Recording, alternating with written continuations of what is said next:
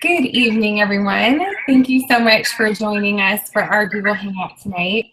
And I am delighted to have as our special guest with me tonight, Miss Adrienne Ressler, who is the Vice President of Professional Development for the Renfrew Center. So Adrienne, welcome. We're so happy to have you, and thanks for being with us on our Google Hangout tonight. Thank you. I'm very happy to be here. Thank you. So we're addressing a really relevant topic that I think a lot of our watchers and viewers can relate to, and that is body image, particularly as it relates to going back to school, which we're in that back to school season right now.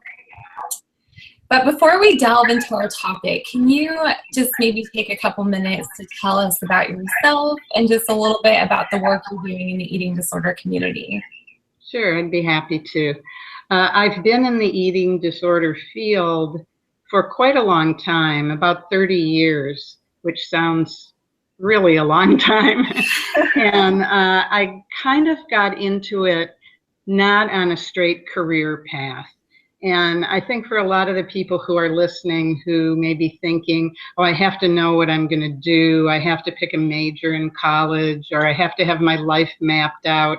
It really doesn't always happen that way, so you can relax, because things happen if you, I think, just let yourself be yourself and find where you take yourself, kind of.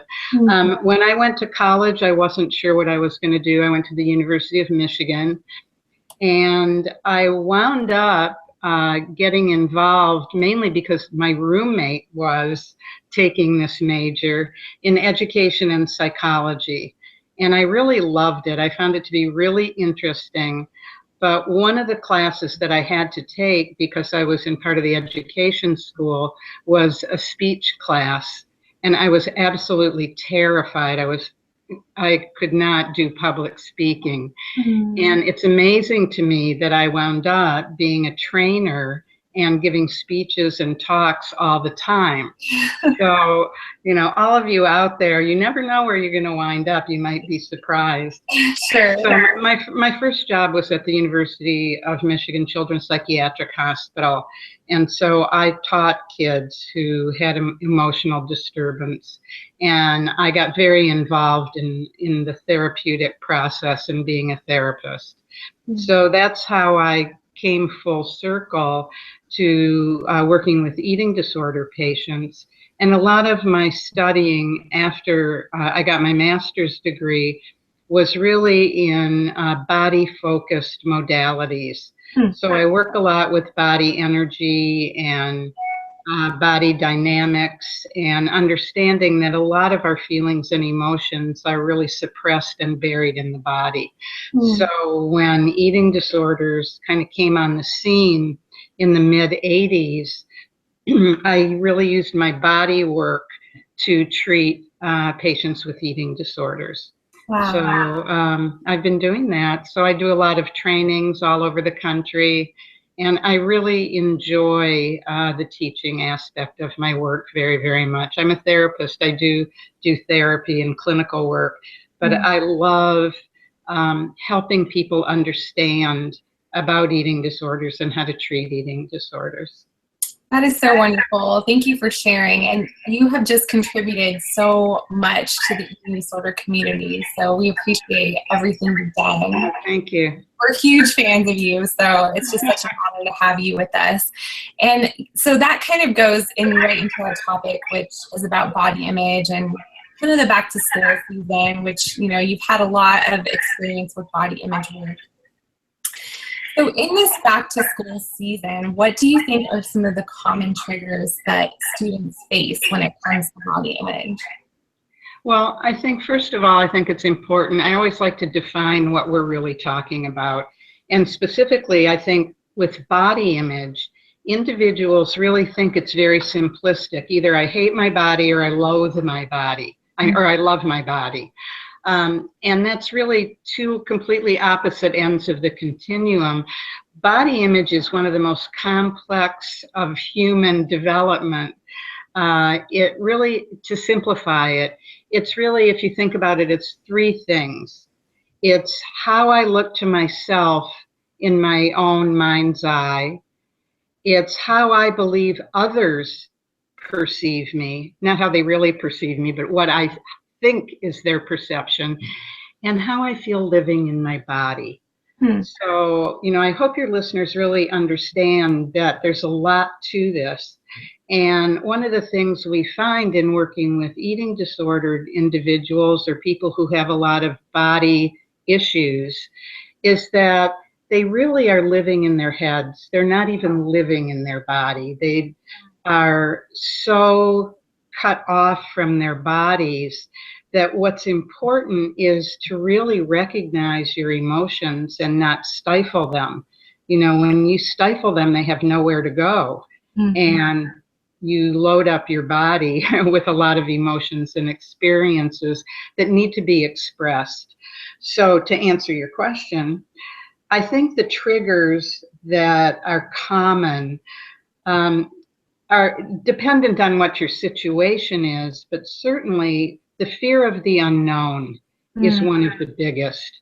When we don't know what's going to happen, when we don't know what the new setting is going to be like, we don't know if we're going to make friends, we may fear that we're going to fail, we're not going to, we're not going to make it, we're going to let somebody down, we may fail socially, we may not make new friends. I mean, I'm giving you the things that are triggers, not what's really going to happen. It sounds pretty grim. And not all people have all of those fears, but especially going back to college or a new high school, it's a challenge. And for somebody who likes life to be predictable, who is kind of a perfectionist, who has difficulty with stress and pressure, that can definitely be though all of those can be triggers.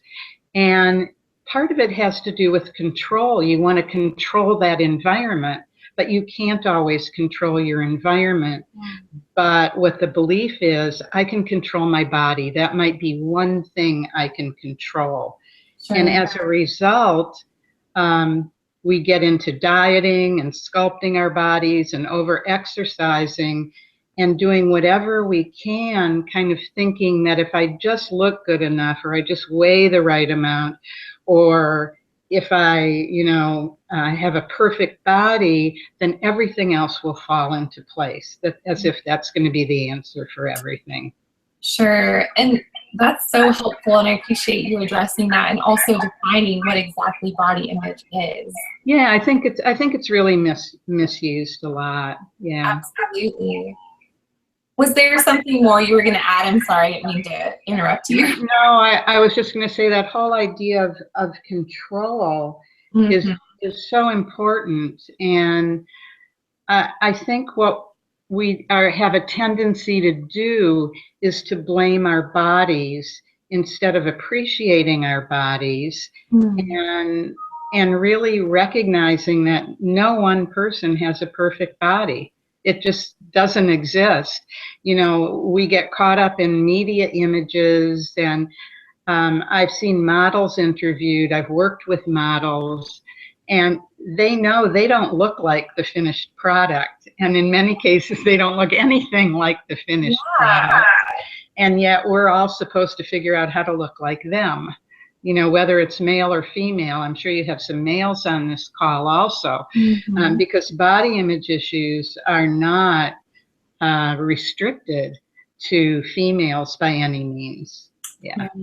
And I'm so glad you brought that up. And that kind of brings me right into my next question, which, body comparison is such a common thing. And I think a lot of us do it without even realizing, we're comparing, or we're looking at other people and comparing ourselves to them. Right.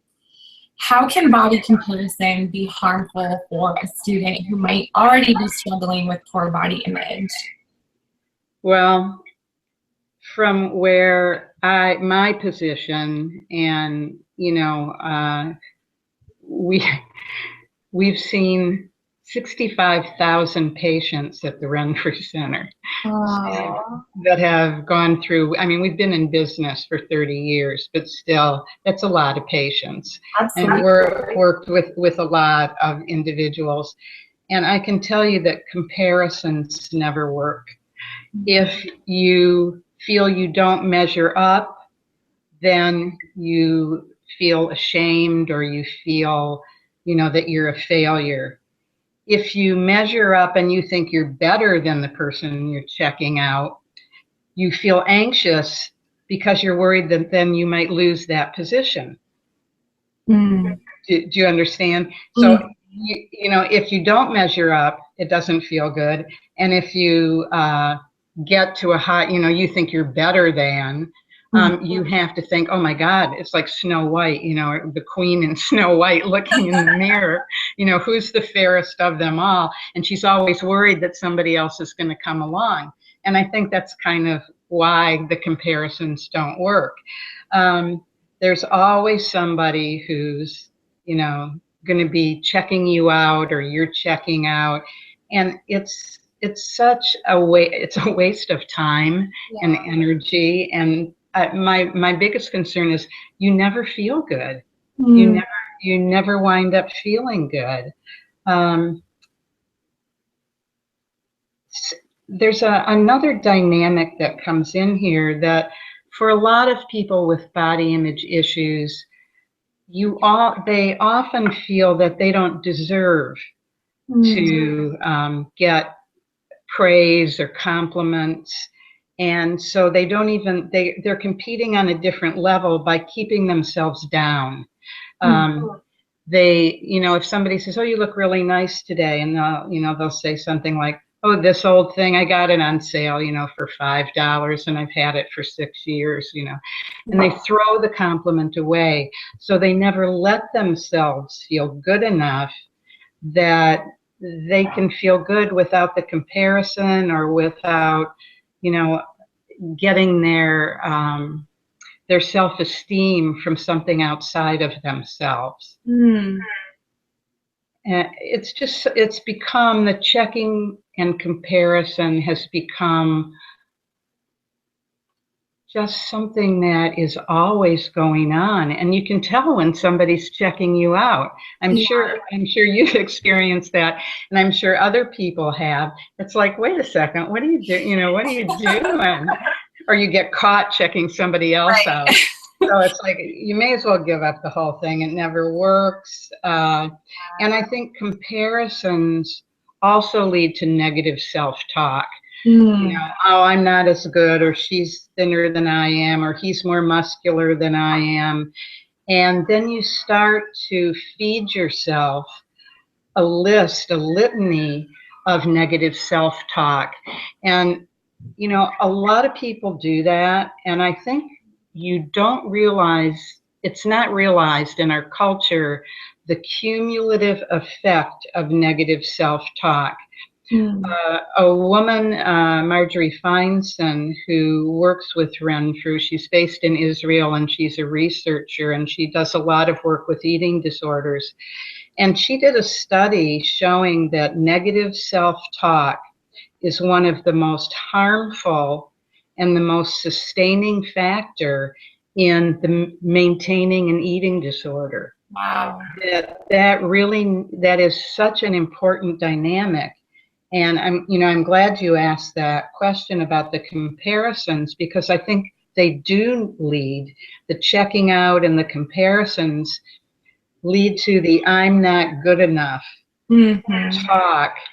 And it actually, my understanding is, that's more of a dynamic than anxiety, depression in the root and the maintenance of an eating disorder.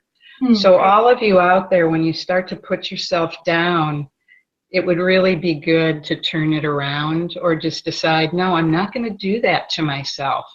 I'm not going to let myself be disparaged, or, I'm not going to be mean to myself. Yeah. Is that something I would say to a friend in that tone? And most of us wouldn't.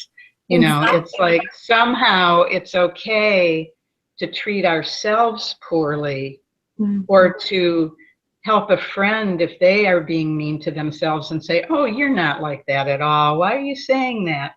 But we make ourselves a target, and it's very, very harmful. not a good thing to do.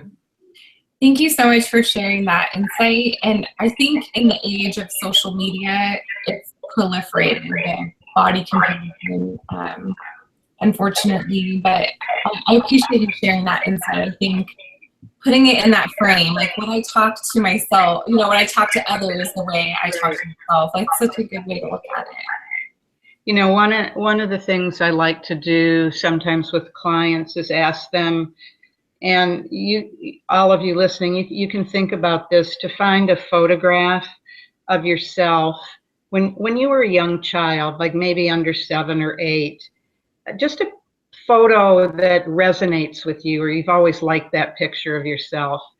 And recognize that when you are being so emotionally abusive to yourself, when you're saying, oh, I'm too fat, or I'm not good enough, or nobody likes me, you're really talking to that part of yourself. You're really talking to that little girl or that little boy you're the grown-up part. You're the grown-up part of that person.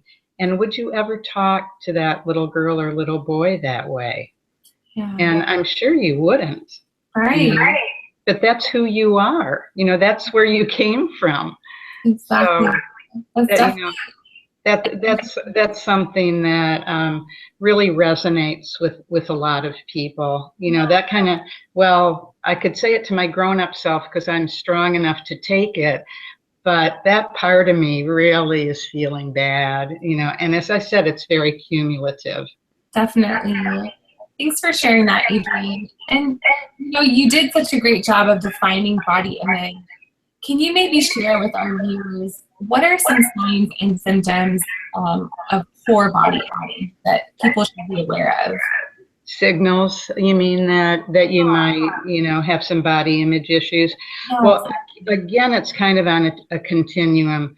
Some people have some of the symptoms, but not all the way, down where they have a severe eating disorder or something like that. They just might, kind of not like their body very much and not take care of their body very much. Really ignoring your body is in a way abusive, not recognize your body for what it has. But I think the things that we're talking about, the biggest one, signs of negative body image or body image issues, is the negative self-talk. Mm-hmm. And it's interesting if you would just make a check mark every time you catch yourself saying something mean to yourself, and look at the total at the end of the day, and you might really be surprised. Because the first thing is recognizing that you actually have a pattern that is not working for you. It's taking you to a place that you really don't want to be if you want to be a happy and contented person. A lot of people really punish themselves when they look in the mirror. So you might think about, do you kind of narrow your eyes and look for flaws when you look in the mirror? Do you look in the mirror and call yourself a bad name or say mean things about yourself? I'm going to show you something. I don't know if you can see this. I'll put it up in front of me. Can you see that? Yeah. It's a mirror that I have in my office. And this is a mirror, actually. This center part is a mirror. And it says, "Hello, gorgeous." Oh, I love that. And I think everybody needs to find a word that's kind of right for them. Like you could say hello, honey, or hello, sweetie, or hello, beautiful, or hello, cutie, or whatever it is. You have to find your own word. But really be aware of what you do when you look in the mirror. Kind of soften your eyes and don't be so critical. Let your eyes relax and smile at yourself. If another warning sign would be if you skip activities that you ordinarily like because you feel you don't look good that day, or you weighed yourself and you didn't like the number on the scale, and you begin to avoid social occasions or activities, or you stop going places, to take care of yourself or whatever.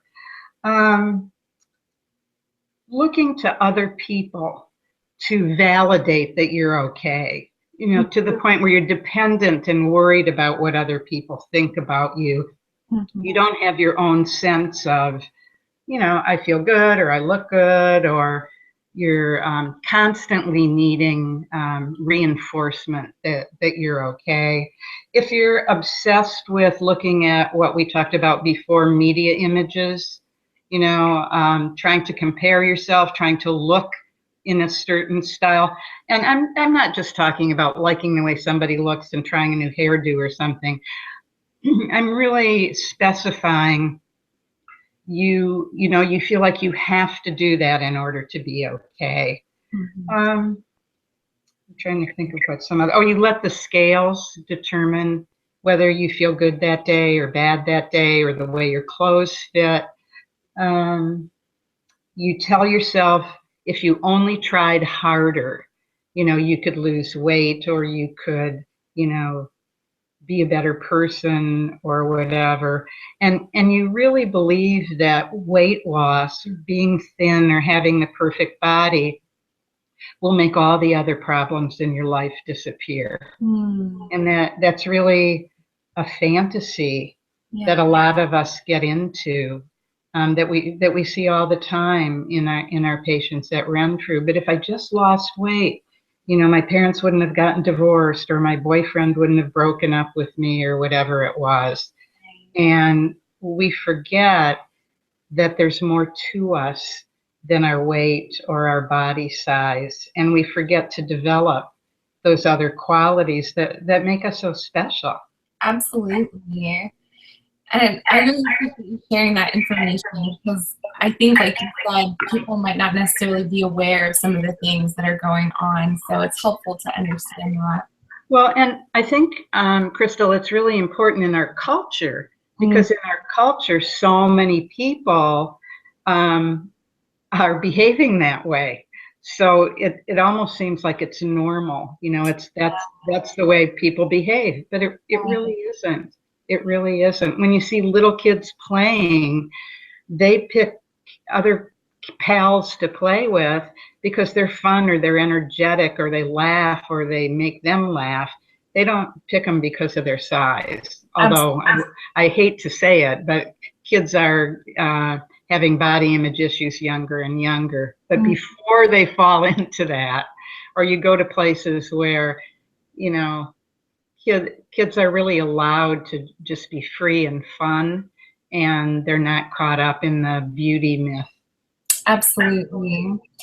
So Adrienne, for any students that might be watching and who are aware that they're struggling with poor body image, are you aware of any resources available, like for college students or even high school students, that might be helpful for them? Yeah, I think the biggest thing is to realize that there is help available, and you need to get help, because otherwise everything's going to stay inside, and people do not get well by not sharing their emotions. There are school counselors, on campus, in high schools and middle schools. There are books. The GERS catalog I can tell you probably know about GERS. Yeah, there are resources. If you go to www.bulimia.com, even if you don't have bulimia, it's a whole resource site to find self-help books, books for parents, and so on. There's always support groups everywhere, to go to those. Renfrew does webinars for our alums, one Wednesday every month, and there's an afternoon and an evening webinar. And if you go to our website, you don't have to be someone who's gone through Renfrew's program to sign up to go in. You can either call Renfrew, or you can go to our www.renfrewcenter.com website and look for resources for alumni or for consumers. I think, and also I was going to say that I have an article that is 3 pages, that has tips, it has a quiz, it has things you can do. And if you just go to info.renfrewcenter.com, we'll send you online. It's a 3-page, I think just a world of resources and information. Info@renfrewcenter.com, and just ask for the Beat the Body Image Blues handout. Beat the Body Image Blues. I just think there's no shame in getting help. Like any disease, whether it's cancer or leukemia or anything, the sooner you identify that there's something wrong and seek help, the more likely it is you will recover. And by the way, individuals with eating disorders or with body image issues do make full recovery. That is so encouraging to hear, and I really appreciate you sharing that with our viewers, because I think sometimes when you're in it and you feel like you'll never get better, you know, it's so important to know that there's hope for recovery. Right, because you think it's never ending, and it's hard work to recover, but believe me, it's worth the effort. Yeah. Absolutely. Feeling good. Don't put a price tag on it. You know, you deserve to feel good. Absolutely. Thank you so much for sharing that. And we're kind of at the end of our time together, but as we conclude, do you have any final thoughts or any words of encouragement that you might like to share with a student who is dealing with either poor body image or an eating disorder? Well, I think as people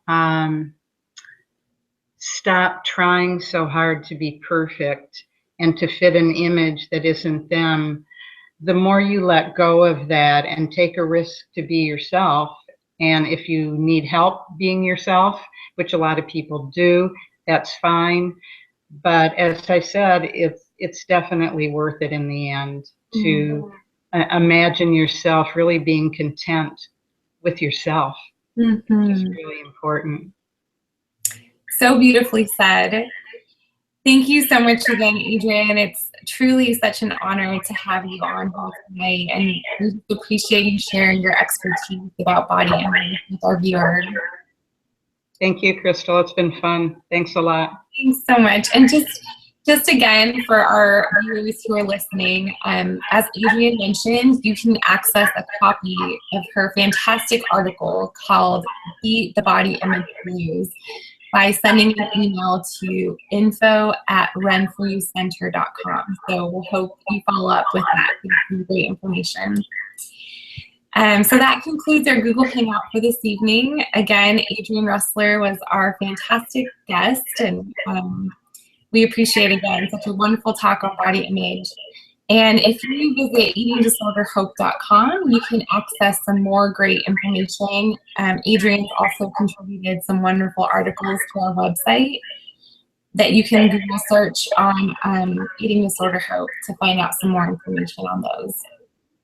So thank you again, Adrienne, and to all our viewers who watched and participated with us. Thank you so much, and have a great night. Thanks. Bye, everybody. Bye, Adrienne.